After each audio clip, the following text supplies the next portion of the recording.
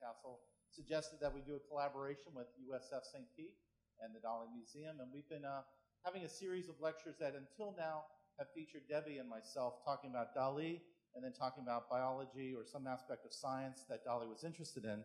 But today we're very pleased to break the cycle and actually bring in a gentleman who was a friend of Dalí's, who clearly demonstrates exactly what we've been trying to talk about, which is the fact that Dalí had a deep fascination with science and mathematics, and we will hear firsthand exactly how that developed in this particular relationship.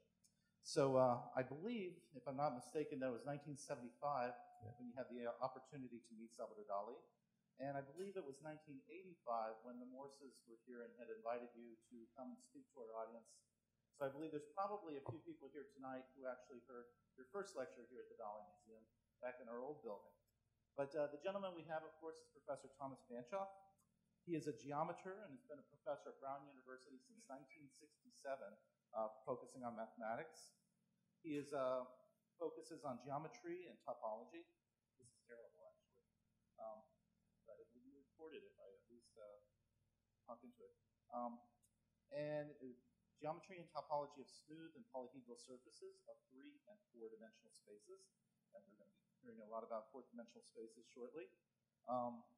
He is also focused on developing internet-based courseware for undergraduate mathematical students across the country. He took his BA at the University of Notre Dame and his MA and PhD at Berkeley in California, University of California, Berkeley. And in 1967, as I said, was already teaching at Brown University. He is a specialist known around the world for his work in 4th-dimensional ideas. And with that, I will step aside and please join me in welcoming Professor Thomas Banchoff. Thank you, Dick.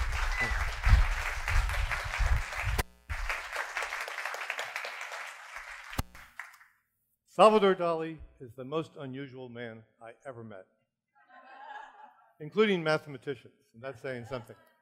The 4th dimension is the most interesting idea I ever faced. And to put the two together, I hope I'll be able to give you an idea about both of them that you haven't already seen. It's really great to have an obsession with something like part of geometry that really continues to give you new ideas and new interactions with people. And again, when you meet people outside your field, not just scientists and mathematicians, but people in literature or philosophy or in art, you really learn something about your subject you didn't know already. So I'll tell you some stories tonight. Okay, the first story actually is connected with my first talk here at the Salvador Dalí Museum in the old place. In fact, the day it opened, and that was 1983, I believe. You'll see a connection with that and what got me started. Someone asked me, when did you first get interested in mathematics, this particular topic in mathematics? And I can tell you that I have some assistants right here in the middle of the room, Charlie and Julius and Veronica and Noel and Bruno, who are in 4th, 5th, and 6th grade. And that's key because that's exactly the time when I can peg the first time I heard about the 4th dimension. I wish I could say it was in a math book, but it was in a comic book. And I loved this one because it was futuristic. This was 1945 about, right? So here we are with America's Greatest Comics and Captain Marvel. They call him Shazam nowadays, but he visits the world of your tomorrow. It cost 15 cents, which was exorbitant, but it was 100 pages. So I bought it to get this manual to help me figure out what's happening. Inside, there was a page where Billy Batson, boy reporter, was visiting a very futuristic kind of university building to visit with a Einstein-like figure. And this changed my life, this panel. Here are my 3 assistants right now. They're working on the 7th, 8th, and 9th dimensions. And here he was, blink, blink, blink. I wonder whatever happened to the 4th, 5th, and 6th dimension. And I'm still wondering, right? The interesting thing is that this lab was an artist's idea of what a computer or what a mathematics lab was going to be. There were computers back in 1945, but they were the size of this room. and people couldn't think of very many things that they would be good for. This is obviously much more like a chemistry lab, but it gave the idea that mathematics is an exploratory discipline. And I teach a course at Brown University called Exploring the Fourth Dimension, really covering all the kind of things I talked about. Now, why did I bring it up here at this meeting? And why did I talk about it? Because when I first talked here at my first time here at the Salvador Dali Museum, one of the people in the audience was C.C. Beck. And he was one of the artists in the golden age of comics who drew that panel. Okay? He drew that panel. I had corresponded with him, and the chance to actually meet him was just a great thing. So again, meeting people is what it's all about. I'm going to talk about one painting in particular, the one that got me into it, and we'll talk about a number of other paintings that it leads to. This painting was painted in 1954. Dalí had a period in the 50s where he did a number of religious paintings, and they had a number of common themes. They all dealt with perspective in some way or another. And this one was really special because it was called Corpus Hypercubicus. His naming of it meant that he knew what he was doing. He knew that he was trying to take something from our three-dimensional world and lead to something beyond our three-dimensional world, in this particular case, into the fourth dimension. Now, why does this represent the fourth dimension? This cross is not just an ordinary two-dimensional cross, but two cross pieces. It has actually 8 different cubes. There are 4 in the center, and then 2 on the side. 1 in the back you can hardly see, and the one in the front is transparent because that's holding the figure. So for years I talked about this because it turns out this was connected with my thesis, my PhD thesis in studying objects in higher dimensions. When you work in different dimensions, the first dimension, second dimension, third dimension, frequently you do exactly that. You start with one dimension, build something there, go into the next dimension, and once you see that, you can imagine what it would be like to take it to another dimension, the third dimension, where we usually live and work. But with that kind of momentum, 1, 2, 3, you can sometimes jump beyond into the next step, into the fourth dimension. There are several different ways of talking about the fourth dimension. This is the one that's especially pertinent to Dalí. At the top, what you have is 4 sticks in a row. And the suggestion is you should put those together so that the end and the beginning come together, and you can make yourself a square. But the only thing you can do in the line is just keep things on top of each other. That's not very interesting. But we can take those 4 sticks and make a square easily enough if we were willing to go out of the one dimension, the number line, into the plane. Once we do that, we can take the next step. That was a segment surrounded by segments with an extra segment. The next thing is a box. Well, it's not a box, it's just the instructions for a box.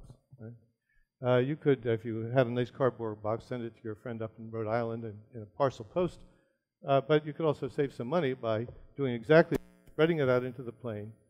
But what would you have to send along with that little net? What would you have to send your friend for her to be able to put it together again?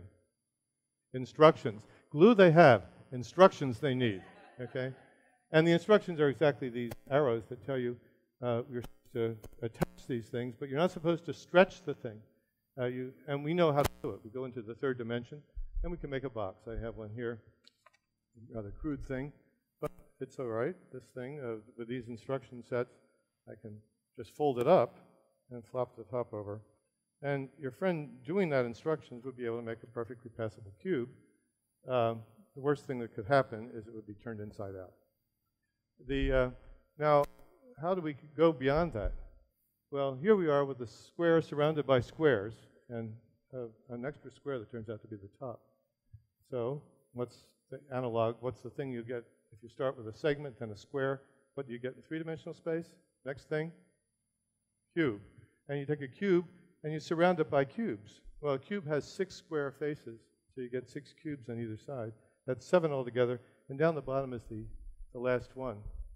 And in my thesis, I had to build some models of things that could be built in 3-dimensional space, 4-dimensional space, up to 6-dimensional space. And I discovered a way, just by playing around making models, that I could make something that's easy to get through the airport security. Because it folds up. It folds up, and when it folds up, you get yourself a figure, which is a hypercube. Okay? Now, this is the same as Dali's hypercube. Of course, it's not quite the same. Dali's was solid. There were 8 solid cubes. And this is hollow, of course, for easy folding. But it gives you an opportunity to show with color which things are supposed to be attached in the instruction set. The instruction set says these 2 things are supposed to come together. And similarly, the blues and the purples. And you can do that. You can bring the 3 of them together, just like that. But you still have to put the greens on the green, and the cream on the cream, and the rose on the rose. And you can't put it together in 3-dimensional space. You can't put this together in 3-dimensional space any more than you could put this network together and form a square and never leave the plane. You've got to go into another dimensional space to do it without modifying things and stretching them. So this is it. So I like this a lot, and it does some things that I didn't understand. I never could figure out why it does this. But in any case, it's a pretty beautiful object. And again, as I said, you can generalize it to higher dimensions. Well, that was all right for a long time, but it turns out that interaction with people who are not mathematicians would give me new insights into it. For example, my friend Jose Iturralde from Valencia in Spain sent me this slide. That's the Mediterranean Sea down there. And he said, I'll bet you don't know that your hypercube flies. Okay? It's a kite that goes straight up. It's a great project.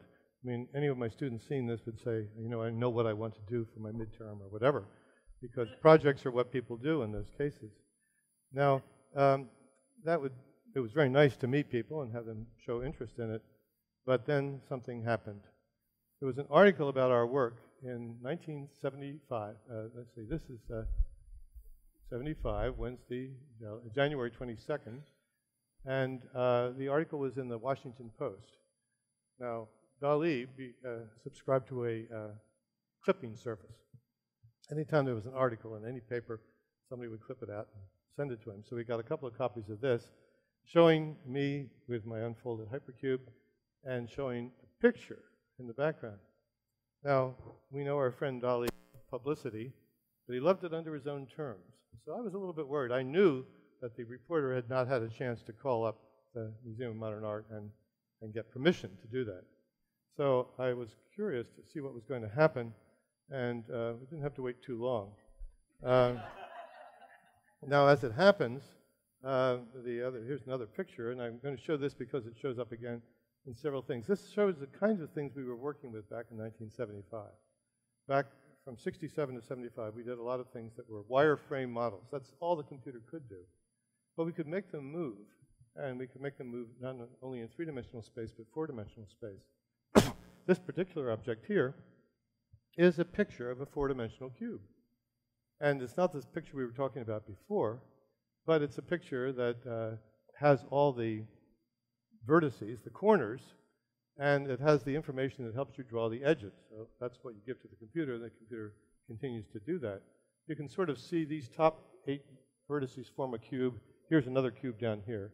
And as the things move, these things interchange, they move around, and you get insight into a special figure. Now, this already had appeared in an art gallery.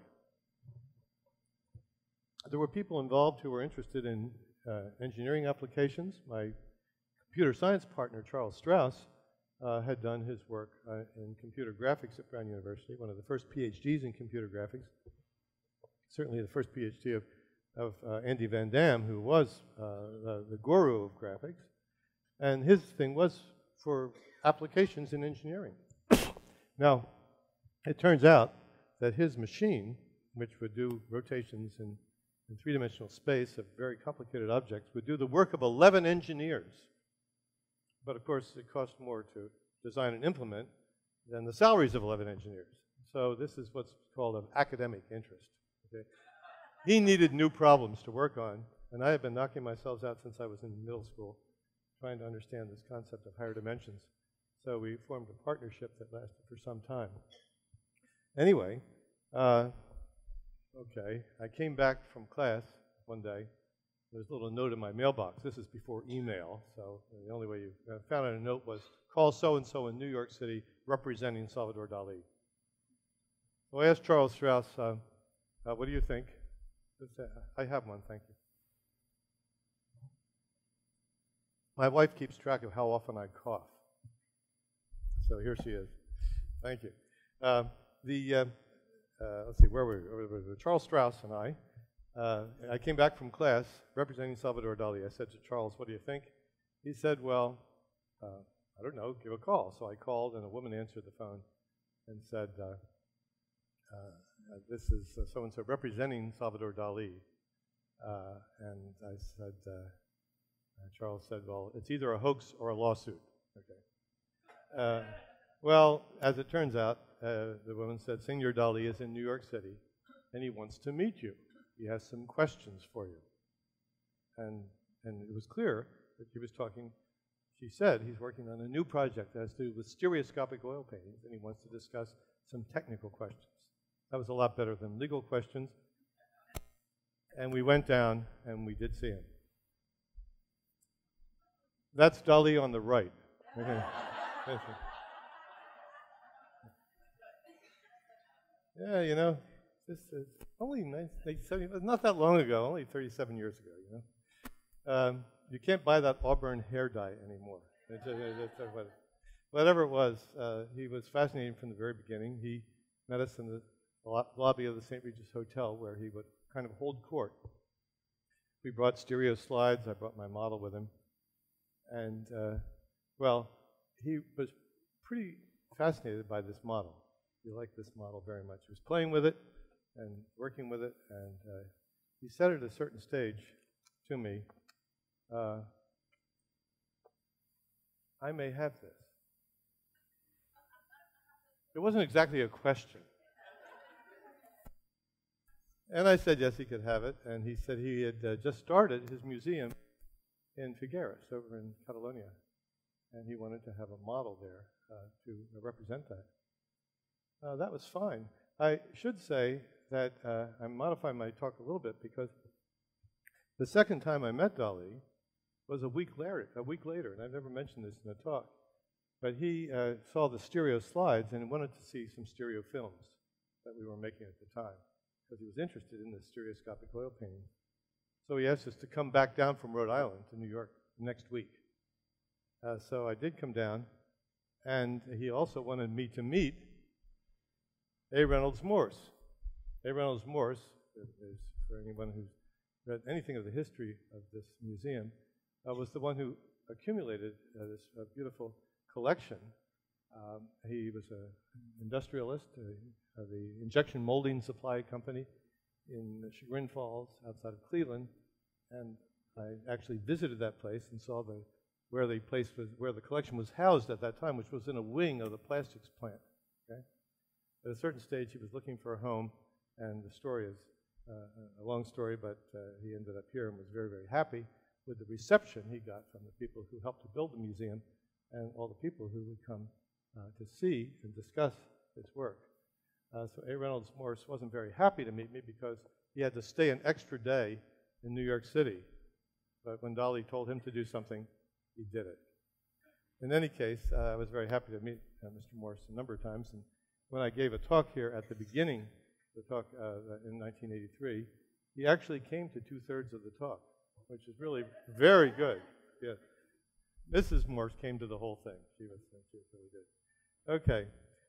I took the opportunity to ask Dali, since he was asking us questions about his stereoscopic oil painting. I said, can you tell me something about your painting, the Corpus Hypercubicus? Where did you get the idea? And he said, Raymond Law. I didn't understand. And he said it again, Raymond Law, 1236, 1315.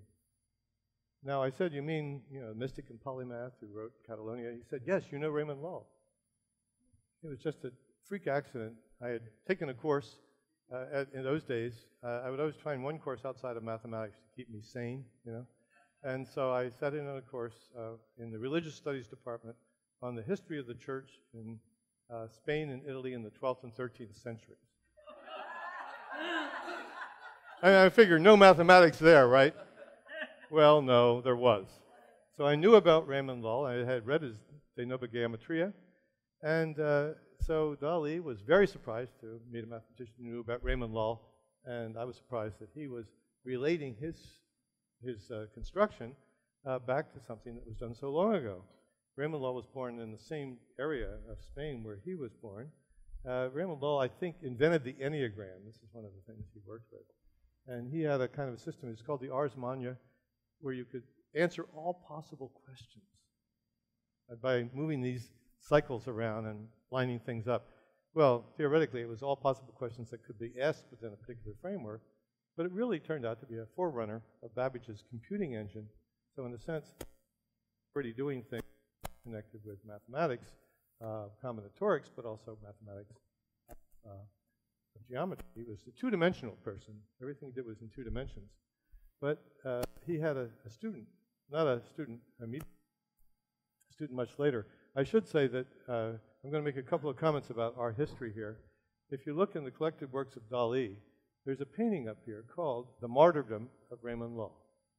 He went off and tried to teach some people who weren't terribly responsive and ended up getting martyred. And so there were 2 different versions of that. But as a matter of fact, as a mathematician or a scientist, you can probably see that the art historians missed a very vital fact when they listed these as separate paintings. And what is it? They're the same painting, okay? It's just if you flip it over, so this goes here and this goes there, everything turned over, it's the same painting, just upside down. So you get an extra credit in your total list of things. Anyway, the student of Raymond Law was 3 centuries later.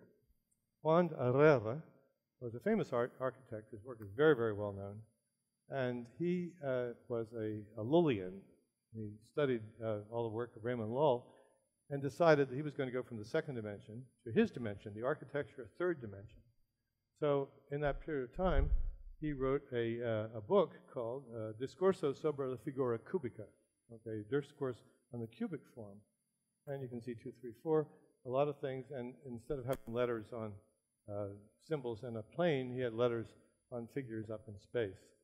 And so he really was taking Dalí's work. And he's the architect of El Escorial. Anybody here been to El Escorial? Famous place and a famous monastery, really, and a marvelous thing that he designed, so it's probably his best known work. In any case, Dalí was in that same line. Lowell was a Catalonian who studied 2 dimensions. 3 centuries later, Juan de Herrera took it up to the 3rd dimension. Here's Dalí in that direct line, taking it up to the 4th dimension. He thought he was mystically involved in doing that. And this is a painting he did called Homage to Juan de Herrera. And you can see it looks like a cube, and it looks like a cube inside a cube. None of the art historians who referred to this realize that this is also a picture of a hypercube, a 4-dimensional cube. It's the picture that you get if you are interested, as Dalí was, in perspective. If you take a long hallway and look down a long hallway, you see a little square in the back that's far away, and then closer to you, you see a larger square, even though you know they're the same size. So a square inside a square with corners connected is a picture of a cube that you look down into. And this is a 4-dimensional cube. And when you look down, we saw there was a cube and another cube. The small cube inside is far, the outside cube is large, and the connections between the corners here are all Juan in honor of Juan de Herrera. This was really a number of the pictures here. The numbers were really connected. I mean, the letters are really connected with the writings that Juan de Herrera put on his things. So indeed, mathematicians every once in a while can help art historians by coming up with a context that they hadn't considered. Okay, I want to talk about an earlier painting. This was done in the early 50s. Probably it caused quite a stir. It's the Christ of St. John of the Cross. And indeed, it's a picture of a cross that no one has ever seen. Of course, no one's ever seen a hypercubical cross either. But this is the 3-dimensional cross viewed from the God the Father's point of view, from a head, from above. And it's a very realistic kind of portrait because Dalí is very famous for realism.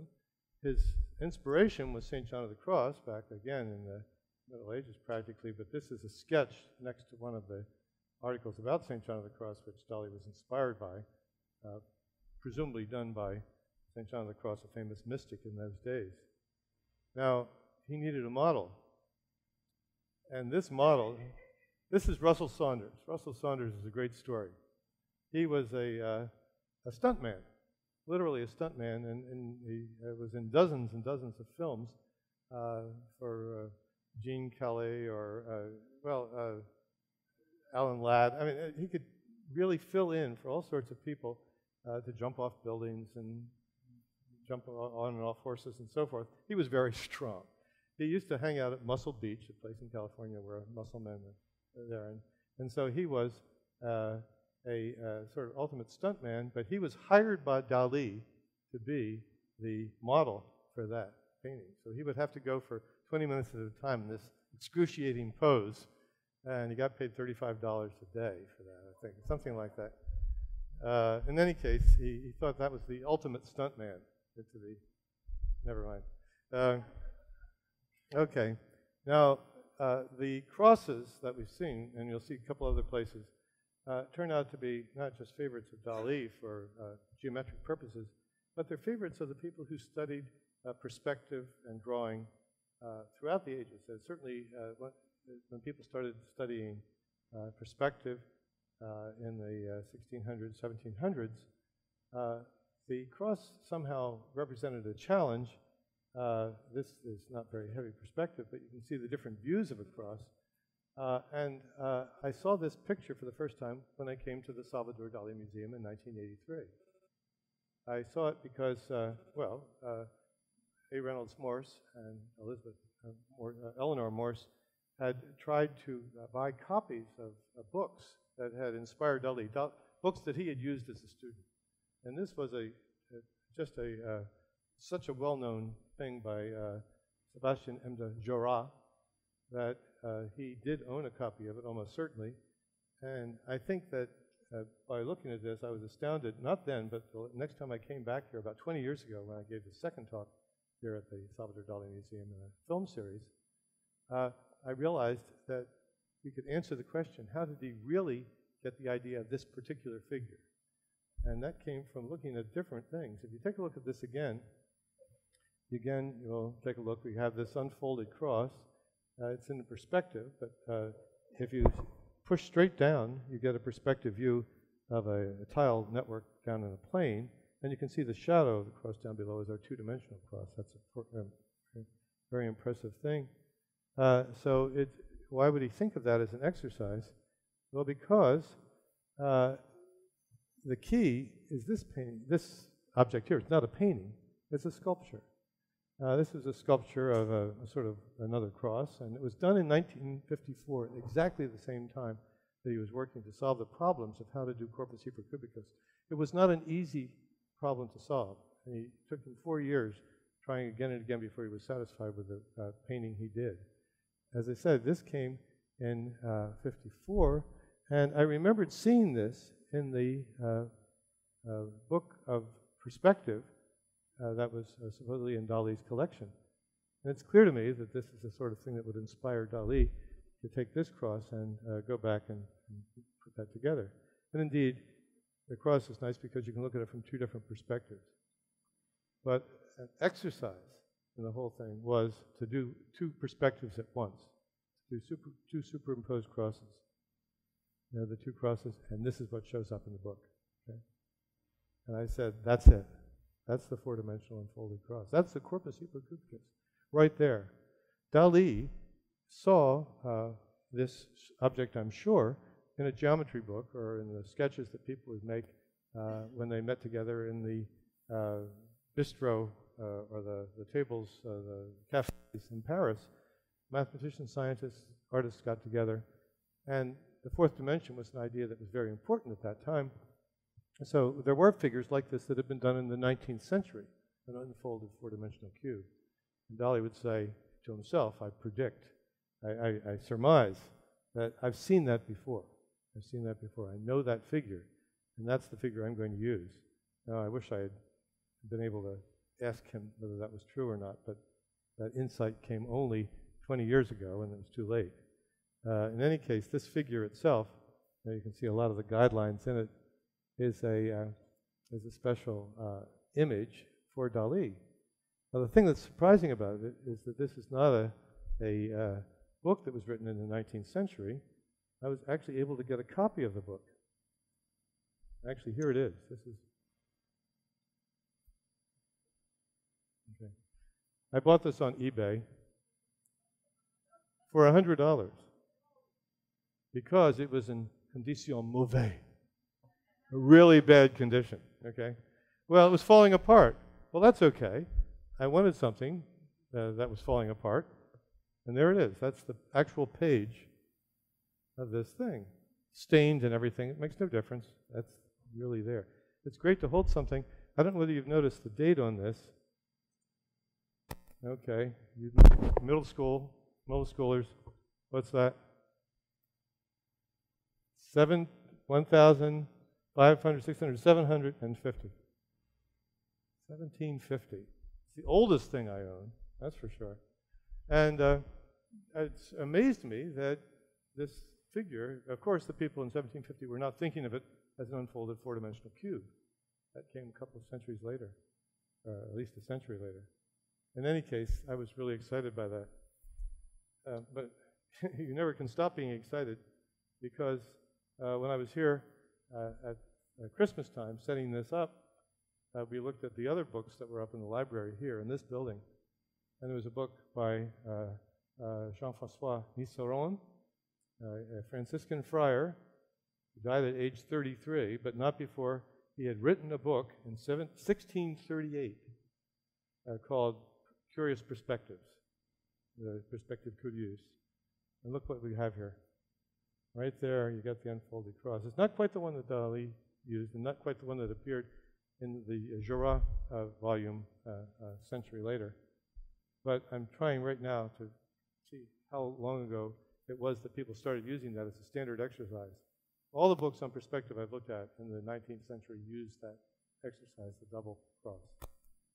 So the famous book Linda Henderson wrote back in the 80s. This is a terrible picture of it, but you get the idea.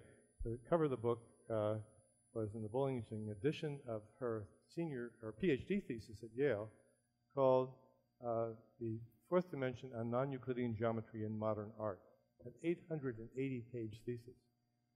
I was the outside reader of the mathematical part, and I really liked it, but I never made the connection immediately that this figure, which is a standard drawing figure, is again the unfolded cross. And she was very surprised to hear about Nisseron, and then discovered that she already had a copy of this in her book, the Nisseron picture. She also had a picture of that that I showed you from the Washington Post article of the changing hypercubes as an illustration of the kind of mathematical art that was coming out of computer graphics. So if anybody has any doubts about the thing, this is a picture that Peter Tush hasn't seen, Mr. Tush. And it's a great picture because, well, 1954, Dalí, cross Hypercubicus, unfolded cross. He made the models, studied the models, built from the models, and he was very fond of them. This in particular is a famous picture by Catala Roca, famous Spanish photographer. This picture was taken in 1951, 3 years before the painting was actually completed. He worked on it during that time and actually described in his notes the difficulties he had doing things. You might notice that the model itself doesn't have the cubes flush against one another. They're separated a little bit. They're bolts holding them together. And if you take a look at the painting again, you'll see that that same thing is there. He really took the painting and covered it. Now, the picture had three different parts. It has the figure, it has the Christ figure, and it also has Gala, his wife, as a sort of Mary Magdalene figure. And it's from a photograph. Now, Dalí worked with photographs. I mean, that was a standard kind of thing. And this is really the same figure that you'll see on the picture. He had a stunt man or a model do this excruciating pose and took pictures and sketches of it and did this quite separately, this is completely separate. This is from a Vatican archive. And then put the things together. So it really was literally assembled from a photograph, from that sketch model, and from the wooden cube with the separations in it. So it's wonderful to sort of deconstruct the thing and see how it works. As I say, Dalí subsequently, in 1976, and every year thereafter for 10 years, would call us up when he would come to New York. About this time, generally about March, he would show up in New York and stay there for several months. And so he gave me this book, Pour Mon Ami Banchoff, sort of St. George and the Dragon kind of thing, Dalí 1976. And I was privileged to be able to see some paintings that have become subsequently quite famous, which were in process. I saw this one, it was about 3/4 done. And it's upstairs. Has everybody seen this one? Okay. So you know the joke. The joke is that if you're over 50 years old, you take your glasses off and look at it. If you're younger, or if you're over 50 years old, you squint hard and you see the figure that Dalí wants you to see. It's Gala looking out a window at the Mediterranean Sea. Of course, down here we have this little collection of gray squares, which, if I squint at it, looks like Abraham Lincoln, and the whole thing does. That was done at Bell Laboratories. The same technology that helps you take things from the Mars probe and fill in details helps you remove details and get into a thing that facial recognition programs can use to help do modern identifications. So indeed, he was using that something done by somebody for a totally different purpose. But of course, his purpose was to come up with something which got inside your head and did something strange, which was a lot of what he did. Now, the way he did it, by the way, you really should be way back here, about 35, 40 feet away, to see this properly. He would stand, he had a little spyglass, a little copper glass kind of thing. He would turn it backwards so you'd look at this thing and it would simulate being far away. Then he'd go up and he'd a little bit, and he'd come back and go up and a little bit more. So he was sure he got it just right. So it was, each square there was done with some kind of meticulous attention to how it would fit in with the entire picture. So it was fun to see the final thing. Of course, he had been doing this for a while. This is the skull of Kudaran, which again takes a famous kind of optical illusion, the tiling pattern down below, which can be thought of two different ways. It's two-dimensional. It takes it up to the third dimension at least. Again, if you squint hard, you see the skull with teeth. Otherwise, you just see a bunch of people praying. But again, it's the dimensional analogy personified. This is a very bad picture of a cheap copy, which I bought for $3 on the street in San Francisco. And he said, "Oh, let me sign that." So probably worth at least $6 now. I don't know. For Banchoff, homage to Dalí, 1976. Now I want to show you some of the later things that we did. As I say, he was working with stereoscopic oil paintings. This, again, is a collection of pictures that he took of another model. And the oil painting structure, this came in the late 70s. If you're good at crossing your eyes, you can sort of try to make your left eye see one image and the right eye see the other. And they fuse together. In the museum, he sometimes would have a split mirror technique that would help you out. But he very much liked it. They are not identical pictures. He would change things. You can see that the lighting around this figure here is not the same as the lighting over here. So it really would play games inside your head. You have this cyclopean vision, what Billy Gulish used to call it, to help us try to reconcile things. Again, you can see clouds here, no clouds over there. So your brain is going back and forth as you watch this. This is a strange one also. This is a picture of the School of Athens by Raphael. And in the same building, it was an apostolic palace in Vatican City in the 1500s. There was another picture, and it has the same archway because there are 4 different pictures in this same chancel. But Dalí drew 2 pictures. This is called this is the School of Athens. But the other one is the fire at the Borgo, a fire in 874, which almost destroyed portions of the Vatican, but didn't. And you see that the structure here is the same on both of them because of the structure of the room. So you put them together and you get yourself a piece here which is a stereoscopic picture, where the pictures have very little to do with each other, except that the structure here helps you put them together. These squares, I saw this when he was doing it before he put these squares in. Now these squares here are, again, to help you get that stereoscopic effect. I think it kind of ruins it, but that's a different question. In any case, it's really interesting to see what he was doing and when he finally decided to put it together in this way.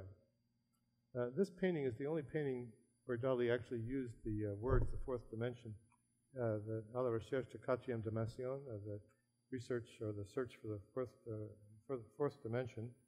I'll turn my clock off. I want to see what time it is. The figure here is a stereoscopic pair, again, where you have the basic single, in this case a dodecahedron, a 12-sided figure. Somebody tell me what time it is. 6:41. Good, we got some time. Thank you. This figure up here is the only one in which he actually meshed the fourth dimension with his melted watches. 1931 picture, 1931? Yeah. The first time he did the melted watch symbol, that he brought it back again later on, and he brings it back here. Physicists love to think of that because they think of it as talking the fourth dimension as time. Up to this period, you notice I never used time as the fourth dimension. I'm a geometer. I worry about four-dimensional space. Okay? Physicists in the audience, anybody who studies physics and reads about relativity physics, knows that at least 4 dimensions are necessary to describe events. You know, if you go to in this city, you know about 4th Street and 3rd Avenue on the 5th floor. You know, 435 would help you keep track of an appointment, but you'd miss it unless you had the 4th number, 10 o'clock. So you need 3 dimensions of space and 1 dimension of time just for events in 3-dimensional space. But nowadays, anybody who watches NPR, you can't stop seeing Brian Greene, this very, very famous expositor, talking about the elegant universe and talking about the fact that physicists nowadays need many more than 4 dimensions to keep track of the things they're interested in. 11 dimensions and 26 dimensions are the 2 favorites. But each time you read a book by a physicist who says we're using 10 and 11 and 26 dimensions, they'll always start out, well, go back and try to think about the difference between 2 and 3 dimensions, 3 and 4 dimensions. So that exercise, the dimensional analogy, is what we always do, both in geometry and in physics. In any case, this picture was examining some of the dimensionality, and again, it was just a thought piece. I don't think it's his best by any means, but it's the one where he actually mentioned the 4th dimension, and he has his famous dodecahedron in there. This picture, the Sacrament of the Last Supper, in the gallery in Washington, D.C., is again a famous one. It has the inside of a dodecahedron. You can see a couple of the pentagons, but there are 12 of them altogether. Sometimes people call this the Last Supper, but that's a misnomer because, well, the Christ figure, for one thing, is transparent, and you can see something actually right through him. This is the risen Christ. This is the sacrament of the Last Supper, meaning the Last Supper reconstructed for the apostles, and they're all completely symmetrically situated. One of my students who was not particularly adept said, I understand about the dodecahedron, but what's so special about 12? Think about it. Yeah. Anyway, let's see. I want to talk now about a couple of things here. In particular, this is one of the paintings you'll see upstairs. Or upstairs, yes. This is the Ghost of Veromira that can be used as a table. And it's an example of exaggerated perspective. We haven't talked about that yet. Here's a picture that Dalí did staging a model. And you can see that this part of the thing is very realistically what was in that photograph. But of course, this is not. He purposely changed it and altered the perspective for the effect of it. And he did that often in many of his paintings. That led to a project. 1980, we met, and he sketched out a horse, a picture of a horse. He wanted a horse that if you came out the window, out the door of the museum, and you saw this nice statue of a horse, it would like a horse sort of looking down at you. That would look nice and well proportioned. Then if you walked off to the side, you realized that indeed it wasn't well proportioned. It was 300 meters long, and only the head was close to you down here. The shoulders weren't that far away, but the rump was the end of a football field. And it was only from this position that it looked like a nice picture. And so it was inside your head. He did sign it. Probably the most expensive thing I own in one sense, because it's, you know, we always have medium of a picture. This is magic marker on shirt cardboard. Okay? But there's the picture. On the back of it, there's another picture of this again. Here's the fellow watching the horse, and the horse is all the way out. Now, he wanted us to come up with the mathematics of it, and we worked on it. But the next year I came back, somebody else had drawn this based on his, it's not a very good picture, but based on his idea. The horse's head is down here, the shoulders are here, and he was changing the scale. So instead of 300 meters, it was 3 kilometers. The head was here, the shoulders were on the end of the football field, and the rump was on a mountaintop. Okay? So, well, no change. I mean, we were already doing all the pictures of the horse, and you change everything from meters to kilometers, and it's the same picture, just scaled. The next year we met him in Paris at the Hotel Maurice, where he was staying. He wasn't feeling very good at the time. That didn't stop him from taking his idea one step further. Okay? So he wanted a picture where the horse's head would be right in front of you, the shoulders would be on a mountain, and the rump would be on the moon. Okay? So the only way you'd be able to see it is not only be in the right place, but be there at the right time. It's really interesting. Needless to say, at least I used to say this, it will never be built. Because, I mean, it's easy enough to design it. We designed it, we worked with a piece of a plaster statue he sent us, and figured different ways of looking at a horse. For example, this is the Trojan soldier's view of the world. You know, and not many people get inside a horse. And I told my students, you know, it will never be built, but you can't tell that to students. Because, as I say, my students always need projects, and they said, we're going to build that horse. And they did. Here he is. This is a nice picture of a nice pony, a well-proportioned animal. Until you walk off to the side, something's happening, a little bit more. And here we are. Yeah. There was a chair behind here, but my wife skillfully removed it. That's it. But you can see it's really 3 separate pieces, again, the canonical thing. And everyone in the class would take turns, you know, getting down to the position where you'd see that nice picture. But again, this is the exploded version of the same thing. And so you have to be careful what you challenge your students with, or at least always be happy. These 3 people, 2 of them were math majors, the third fellow became an architect. So it all fits together. Next topic really is a different one. This is a different kind of perspective. Again, small square, large square, but it's Perpignan, the train station in Perpignan. It's a place in France down near the Pyrenees where 3 tectonic plates come together. The geologists love this place because it's very famous. And Dalí chose it not for that reason, but he was really bemused by the fact that it was related to this geological phenomenon. And the person who was most connected with it was my colleague René Thom. We actually wrote a paper together at the Institute outside of Paris. He's a Fields Medalist, which is the mathematical equivalent of the Nobel Prize. And one of his things for which he's best known was so-called Catastrophe Theory.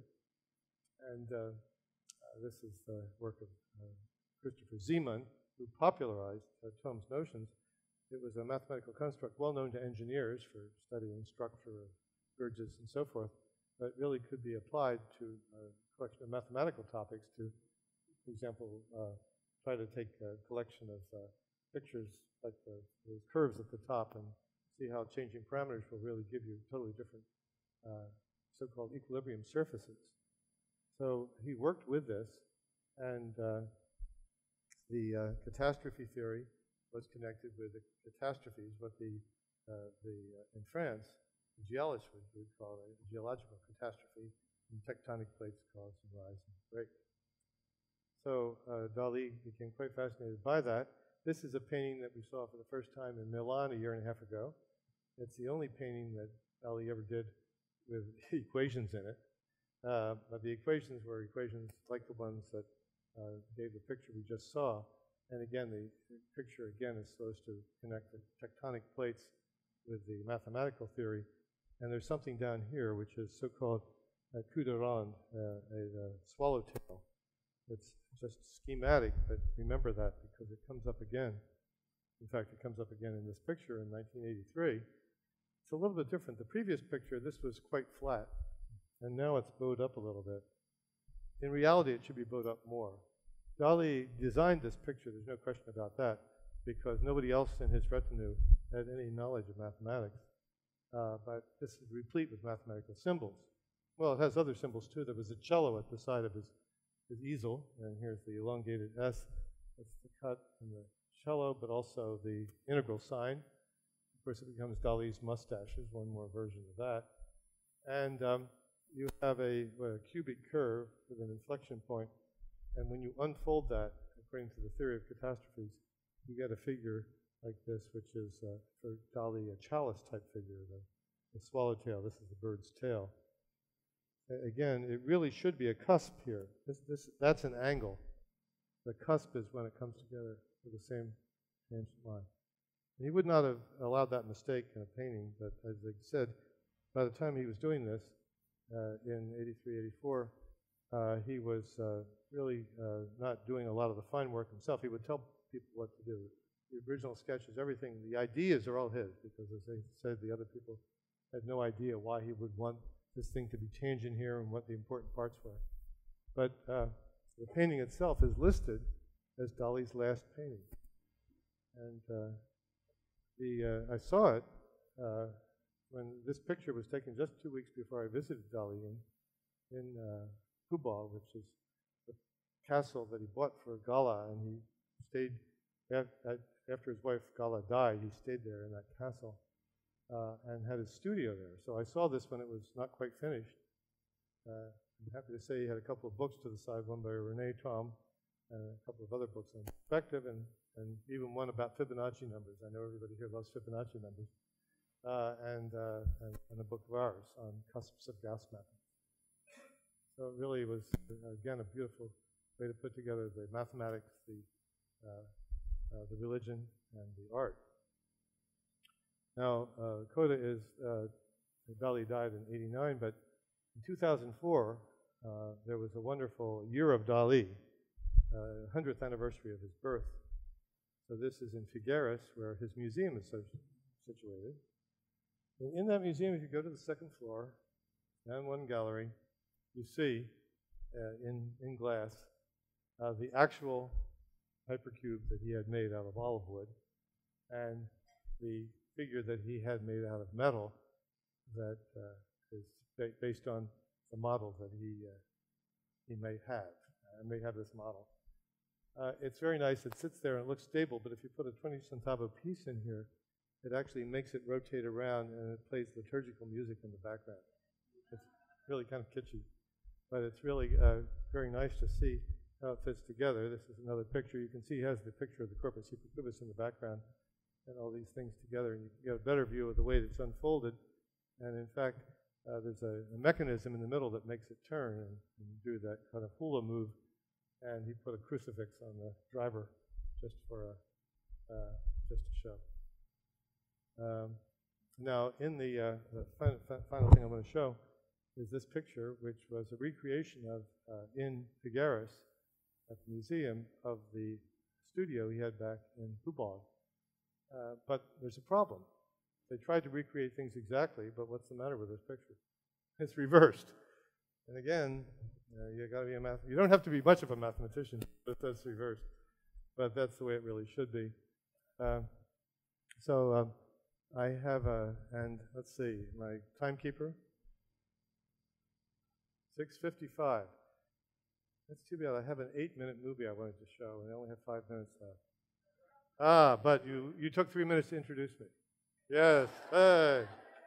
Okay. Some of you have seen the movie The Dali Dimension, which has to do with Dali's interaction with mathematicians and scientists. But if I can figure out how to do this now. Oh, is this it? Peter. This one. Quick time. This one? Yeah, this one. Yeah. Control F. And it is. Yes, full screen. Wonderful. Thank you.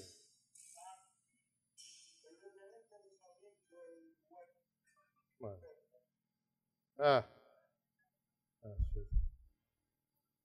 Oh, no. Let's cancel that. Cancel. Peter, get back up here, please. No, it didn't do it before. Just an excuse for get you to come back up here and do it again. Okay.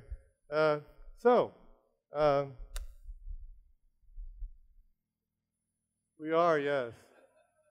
End process.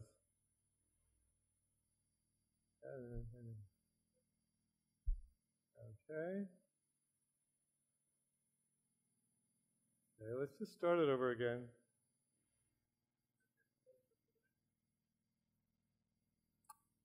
Okay.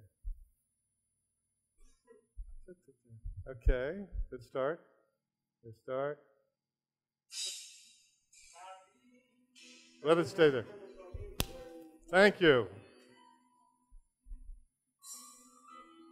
This is the image that people usually have of Salvador Dali, a strident, eccentric artist, fond of provocation and money.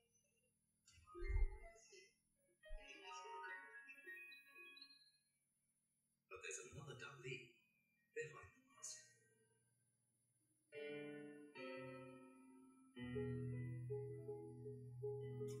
A consummate artist who, like the Renaissance masters, aspired to merge art and science.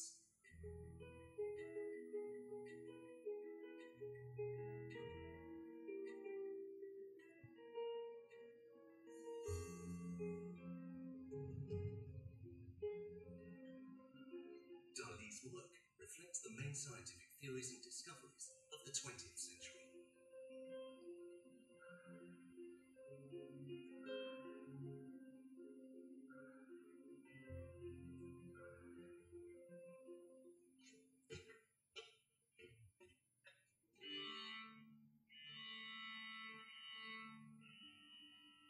We're just seeing 8 minutes worth of this 50-minute film.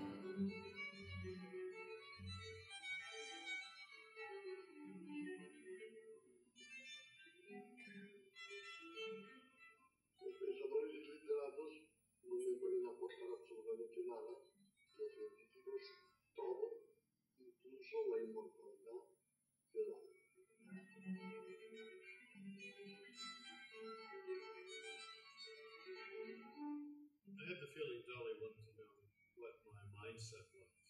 As I looked at the same objects he was looking, what kinds of questions was I asking? How was I using it?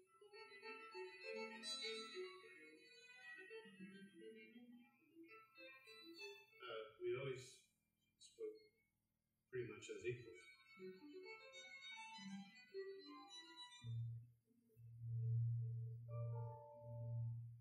Some of the things that show up are very familiar to mathematicians or geometers or even other parts of mathematics. When you see an image like that, it's clear that Dali is looking at it in a different way than a mathematician, but it's at the same time a new view, a new idea, and it can often make a mathematician go back and take a look at his or her work, their favorite images, and look at them in a new way. Instead of stylized Raphael with one depression, right? Thomas Banchoff is a specialist in the visual representation of objects of 4 or more dimensions, and one of the pioneers in the field of computer-generated images. In 1975, His research was featured by the Washington Post. The article was illustrated with one of Dalí's works. A few days later, Banchov got a call from New York. And I called up, and a woman answered and said, "Oh yes, Salvador Dali is in New York City. Senor Dali would like to meet you." So I said to my colleague, "What do you think?" And he said, "Well, it's either a hoax or a lawsuit, but the worst we can get out of it is a good story." This is the recreation of my trip down to New York by the... When my colleague Charles Strauss and I got on the train to go to New York, I remember we talked about what we might expect, and we were really not sure what it would be like. Whole train. We would see Dali alone. We haven't been given any real warning by the person who invited us to come down.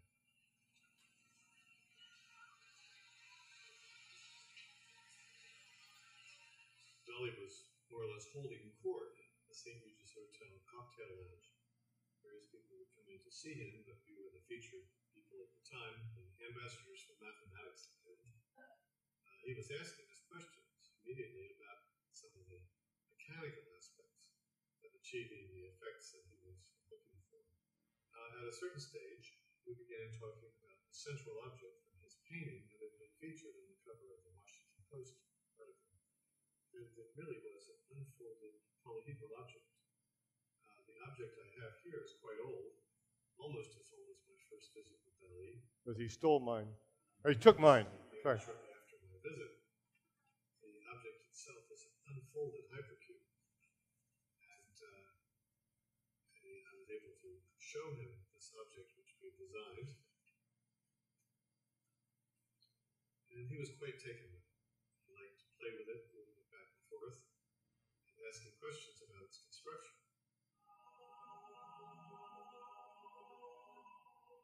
In 1955, 20 years before his meeting with Thomas Banchoff, Dalí had already painted an unfolded hypercube.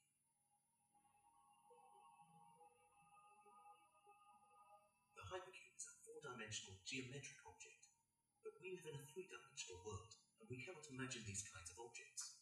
However, we can understand them through mathematical approximations.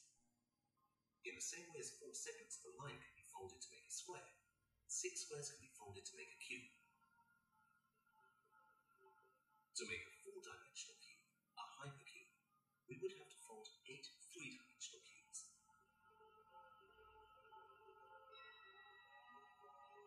Both the Christ figure and the hypercube are tangible representations of a higher dimension.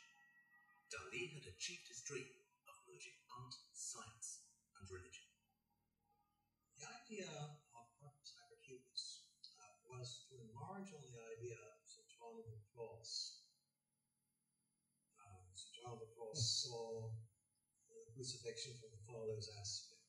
Now, Dali wanted to project the idea of sacrifice of Christ into the 4th dimension.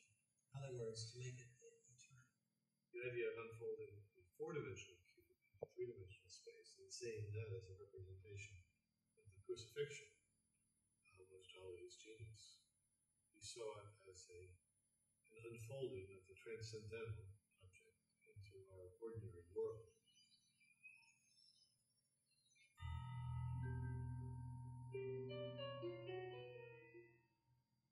The St. Regis was Dalí's headquarters in New York. The bar itself was set up as a stage for Dalí. People would come up to him and he would speak to them in French or Spanish or Catalan. So it was really difficult to understand, but people didn't care. The effect was what was important. But when he was really serious, he'd talk to you in his room. He had specific questions to ask. He knew the background. He would ask the questions in a way that was quite understandable. If you were even confused at all, he would repeat. He would ask you to repeat if you said something he didn't get the first time. So the emphasis was on communication, whereas the emphasis for a lot of the people who visited him was showmanship.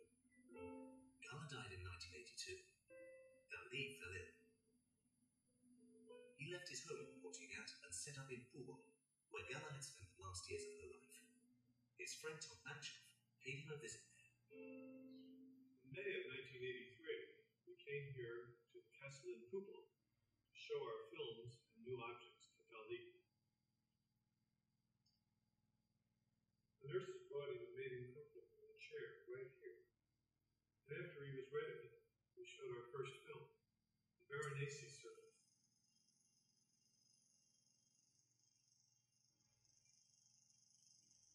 Dali was familiar with these images and aware of the fact that they look very different from very different points of view.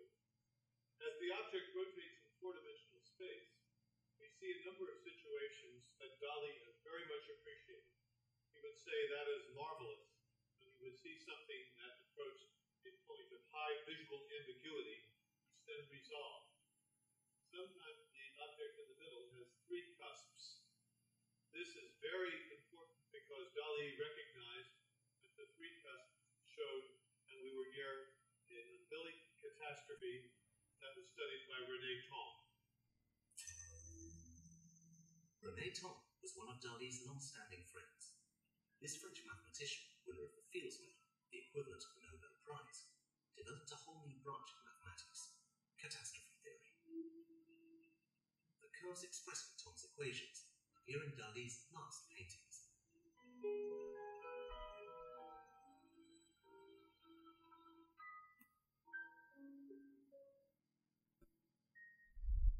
And that's it. Thank you.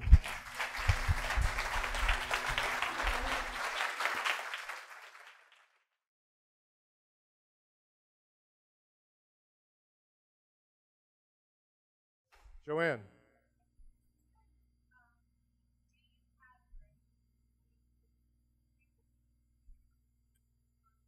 Well, let's see. One place would be the book called Beyond the Third Dimension, which was a Scientific American Library book that I wrote back in '91, and it really compiled a lot of the things that I taught my courses over the years. In it, there's a kind of a schematic for how to put it together. It's not too bad. You make a bunch of these little 4 square chimneys and paste them together. But that book itself is hard to buy nowadays. But we're putting out a new edition, which will be totally interactive. Right now, it's a paper book, and things just sit there. But we want to make it totally. We'll tell Peter when it's available. Yes. Yes. How to fold it. Oh, actually, the fun thing is to keep trying to find the different ways of folding it yourself. As you can see, sometimes it takes a little while to get your hand in and get it to come out. But it really is not too hard to make, and it's fun to play with.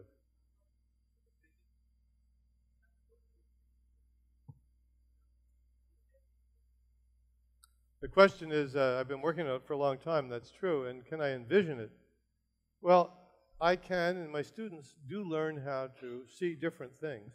When you first see a film that's four-dimensional, I didn't show you a very complicated one, but there are a lot of different things happening, so you concentrate on one of them. After a while, you can get concentrating on a couple.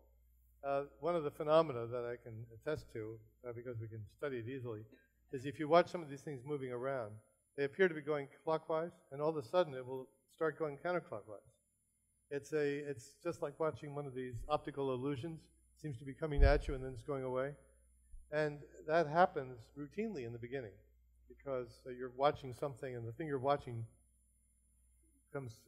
folds together. So you've lost all your point of reference. After a while, you're watching more than one thing. So even this collapses, the other thing gets you through, and it stops doing the flipping. Now, what does that mean? It means that you're used to the ideas. And if you show a new film about a different object, but again, somebody who's seeing it for the first time, seeing one for the first time will see the change of orientation, and the people who've watched the Hypercube film do not see that anymore. Their minds, without them consciously doing it, have learned how to make this into a continuous thing. That's only one small illustration, but as a matter of fact, there are a lot of things that you do see. When you see something, after all, most of my colleagues simply work with the equation. Now, when you're watching something move on the screen, you see things come together in a different way. You can go back and see why you should have predicted that, but sometimes it's the picture that you see first. Other questions? Yes? Yes. The mother of Bruno and Julius and Veronica. Yes. Yes, they're back there, yes. Veronica has a question.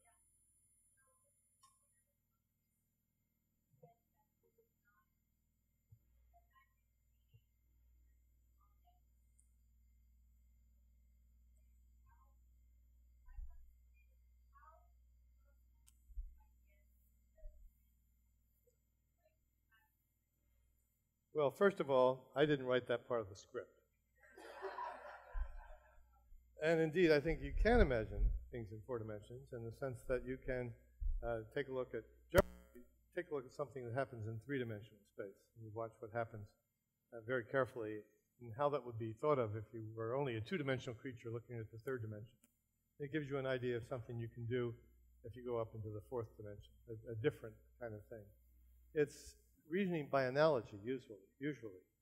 Ultimately, after you think you see something, you can go back and check it by equations and check it by other methods.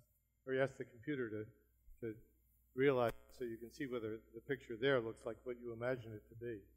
But you can certainly imagine things, and of course, we don't imagine them quite as easily as we imagine 3-dimensional things. But even complicated 3-dimensional things, you have to take some time to learn. I mean, this building is complicated enough. I've been in it twice, and I can get lost very easily. But after a while, if I spend time here, you can plunk me down any place and I'll know where I am and how to get to the other adjacent places. And that's the kind of reasoning that you develop when you play with these ideas. So again, it gives you a guide as to the next thing you should look for. Again, you're never going to understand it as well as you understand things in 3 space.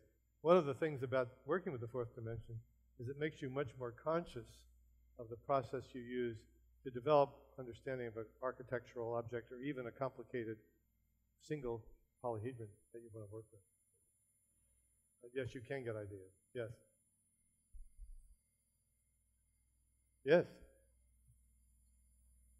Oh, yes. Yeah. Yes.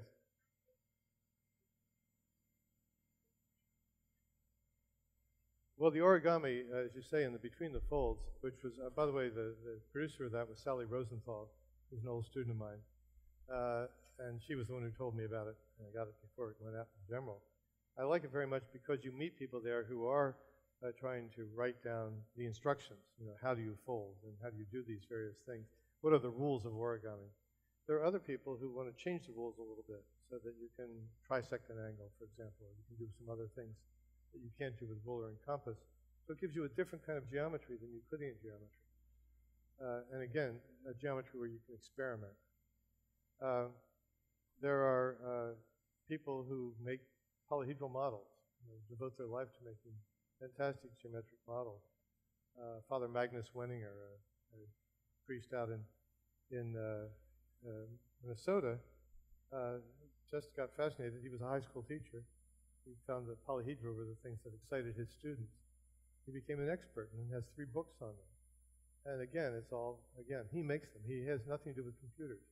My friend George Hart, who's behind the new museum in New York City, the math museum that's opening next year, has done absolutely marvelous things doing the computer. It's different, but as my wife will attest, we have a lot of little cut-up things. I'm working on a project right now where I'm making the models before I try to do it on the computer. So again, it's back and forth. Yes, sir. Eli.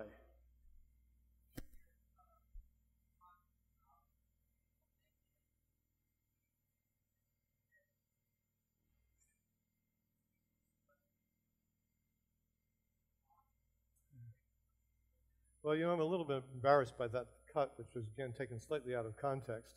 The question that somebody had asked me was that when you worked with Dalí, were you coming to ask him questions and he was the master?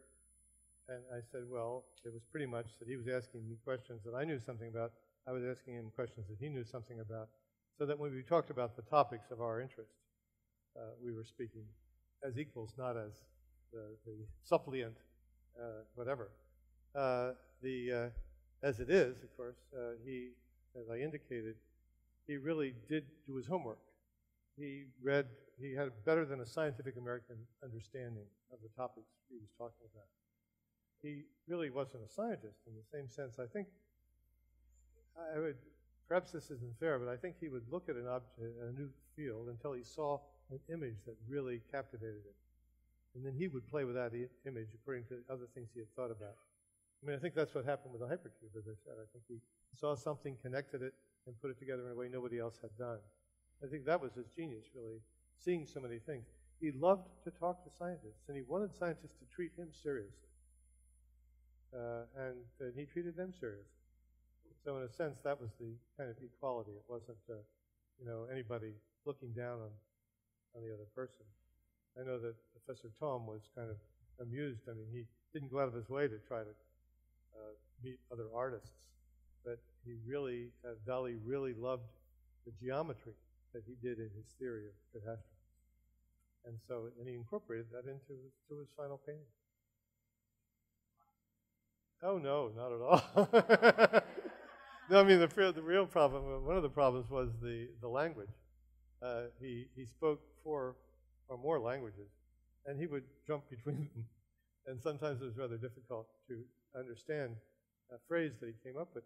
But as I said, if I didn't understand something, I'd ask him to repeat it, and he would rephrase it. Well, the same thing. He wanted to understand what I was talking about. I wanted to understand what he was talking about. So I should say, with respect to the Raymond Law, the first time, if I hadn't asked him who he was talking about, we never would have made a connection. When I came back to Brown University, I talked to Andy Van Dam, the graphics guru, and I said about Raymond Law, and he said, every computer scientist knows Raymond Law. He was the one who's the forerunner of Babbage's computing engines and so forth. It's not true that every computer scientist knows him, but it's true that there's a definite connection, and some of the forerunners definitely use that. So you see, make connections all over the place. Yes. Yes.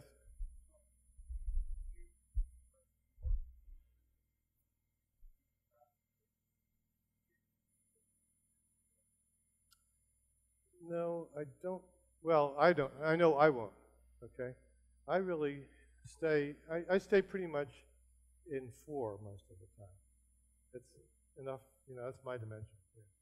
Yeah. But I'm working right now on something that starts out in 5 dimensions, and then some of my recent papers involve doing things in 6. But usually it's 2-dimensional things folded into 6. It's not 6-dimensional things. The higher dimensional things. Even Brian Greene, who's kind of a genius at exposition, has a lot of difficulty getting across, except by analogies, how to get beyond 2 and 3 pictures, dimensional pictures. He talks about 4 gross dimensions, large dimensions, and then 8 more little tiny dimensions stuck together. You might think you're looking at a wire, but it's really a thin tube, and it's a tube that's got other things inside it. This kind of imagery does help you to think about it. You're never going to get the same pictures. I mean, if I look at a cube in 5, 6, 10 dimensions on a screen, if I start at a point and draw 2 lines, I can make a parallelogram. If I draw 3 lines, I can draw a picture of a cube. If I draw 7 lines, I can draw a picture of a 7-dimensional cube. But it's kind of kaleidoscopic. It's like a mandala. And I don't get the picture of how things fit together.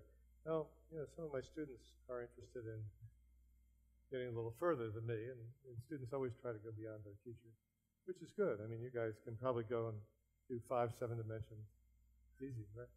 Especially the people who feel with a computer and really can use the computer and manipulating a computer to make things change. You have a way of interacting with geometry in a way that we didn't have before. And I think teachers are going to have to learn how to take the experience of their students, the experience, the visual, tactile experience of their students, and put that to work for geometric things. Yes.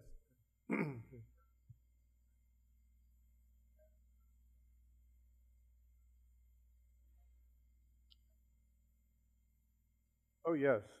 Yes, as I said, the catastrophe theory that I mentioned here really started with engineering symbols, engineering problems. Had to do with the loading. I mean, you keep putting a load on a bridge, and sooner or later it collapses. That's a catastrophe theory in a very different sense. But mathematically, it can be modeled that way.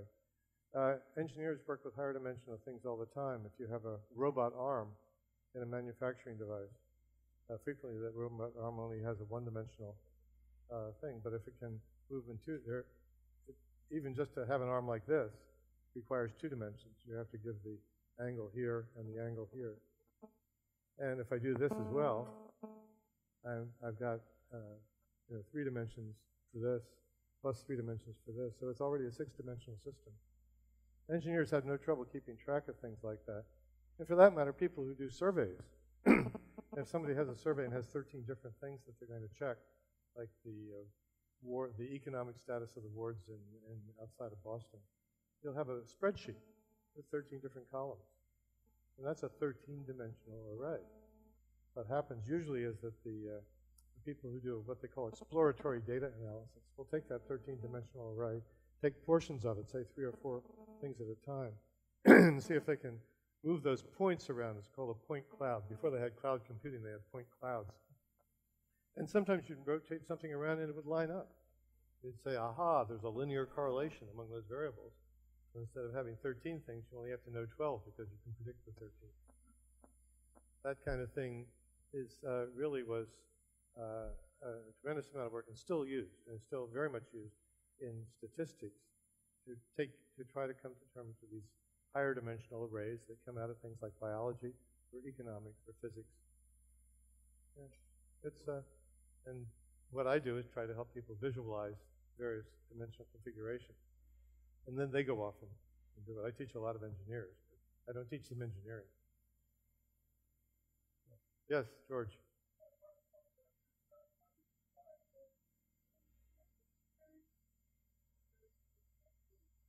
Oh, he's buried in Catalonia. He really donated all his works to the government. It's the Spanish government, but Catalan is a separatist type place. He's buried there. I don't know exactly where, but I believe it's in in the museum. Yeah, I was going to say it's either Figueres or Port Ugat. Port Ugat is right on the coast. That's where he grew up. The museum is inland a little bit on the major road from Barcelona up to France. But he loved that country. There's no question about it. I mean, that's where he would be. In the United States, he didn't have any particular place, and the St. Regis Hotel shut down its bar. Rather recently, it was in the New York Times, so I think that's really too bad. Did he have any children? No. See, Gala was already 10 years older. He married her rather late, and she was 10 years older than he was. No, they never had any children. What did he die from? It's not absolutely clear. He had a kind of Parkinson's tremor. I don't know. I mean, that doesn't kill you. He did have a heart condition. I think it was it congestive heart failure or something like that? Yeah. In the film, the Dali Dimension, I just excerpted the mathematical parts of it. But you can see the whole film here, right? I mean, it's that he appeared he ran a conference. It was actually set up last time I saw Dali. There was another man setting up his conference on physics. And Dali couldn't attend the meetings, but he's watched them on television and received people individually. But he was quite ill at the time. He was on oxygen. There was some sort of a burn that he suffered at one point. He wasn't really doing very well at the end. And at the end, he didn't speak English. I mean, he spoke French. We spoke French together. Other questions? Yes, sir.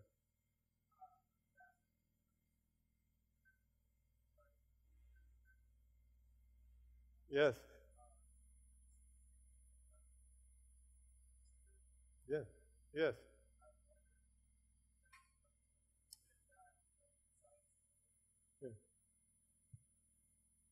Well, yes, indeed. I mean, first of all, Dali had a strange relationship with religion, among other things. But he, in the 1950s, he had made peace with the Pope, I think. And his marriage to Gala, which was not official for a long time, was made official. So I think he was feeling kindly toward religion at this point. He does discuss the different kinds of things he was thinking about in this particular project. As I said, it was not a project he did very quickly. It took at least 4 years for him to go from the original realization to think that he wanted to bring it into this higher dimension. And for him, that was largely symbolic. I mean, the idea that Christ is not limited, or God is not limited by the things that limit us. Whatever your conception of God is, that's probably true. I mean, more power, whatever that is. It's not just power that makes the difference, of course, but but the idea that you can have a transcendental being who is willing to interact with us in our time and space is that particular mystery. That's the incarnation. And later on, as I said, he talked about resurrection. He talked about the recreation of the Last Supper. He was really interested in his own interpretation of some of these theological concepts.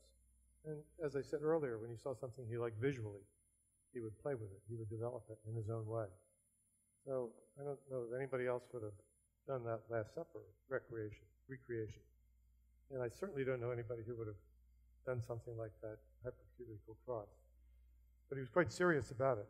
For him, it was a symbolic thing that connected right back to the 12th and 13th century. Yeah, he really felt a mission. Law, Raphael, Dali. I don't know who comes next. A couple hundred years from now. Yes. You could answer that question. We were talking to William Jeffett. We were looking through some of Dali's work and things written about this particular painting, and he was describing. What was the book where he was describing in his diary the different things he was doing? Don Adas mentioned that in the 1951 through 54, he was actually thinking about this painting and trying different painting effects, and also trying to see how to take the theology and the mathematics and put them together. I can't remember. Diary of a Genius.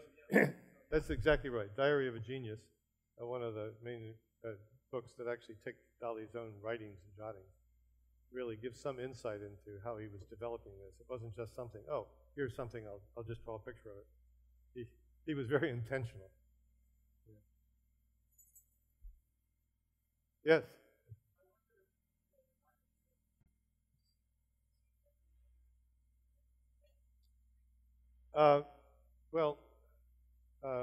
As I say, it just happened that he wanted to get some advice on stereoscopic oil paintings, and that's probably why he contacted us originally, but of course we hit it off on this Raymond Law and Hypercube. I've talked to a number of other artists. I have there's quite a working group of artists now. I've had 2 art exhibits, Surfaces Beyond the Third Dimension, work for myself and my students. And there are quite a few. We've been on dozens of magazines, books, covers. And so that brings us in contact with lots of different artists, cinematographers. I'm involved in the Flatland. We just wrote a book on Flatland, the key book from 1884. We wrote 200 pages of notes on a 100-page book. And I'm a consultant on the film. Have you guys seen the film version of Flatland, the movie? Not yet? You got to show them Flatland, the movie. And now there's a new book called Sphereland, which is the next level. It says it's okay if we have plane geometry. But what if we lived on a sphere? Think about it. Yeah, well, okay.